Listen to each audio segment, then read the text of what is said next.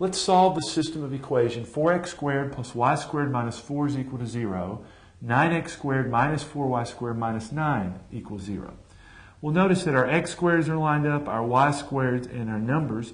So let's add. So we'll multiply this first equation through by 4 so we can add out our y squared. So if we multiply the first equation by 4, we get 16x squared plus 4y squared minus 16 is equal to 0.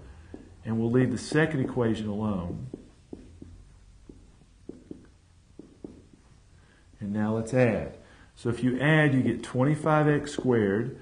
Our y squareds drop out. Minus 25 is equal to 0. Adding 25 to both sides, we get 25x squared is equal to 25.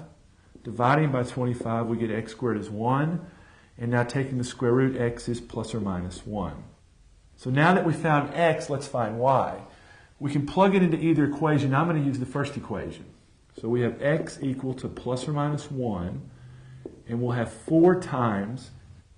So in place of x, if we put plus or minus 1, this will be 4 times plus or minus 1 squared plus y squared minus 4 equals to 0. And I can do that because anytime I square it, regardless of whether it's a plus or a minus, it's going to be positive. So this is simply 4 plus y squared minus 4 is equal to 0. Our 4's drop out, and we have y squared equals to 0, so y is equal to 0, taking the square root of both sides. So now if we write our solution, we know that if x was positive 1, y turned out to be 0. If x was negative 1, it also turned out to be 0.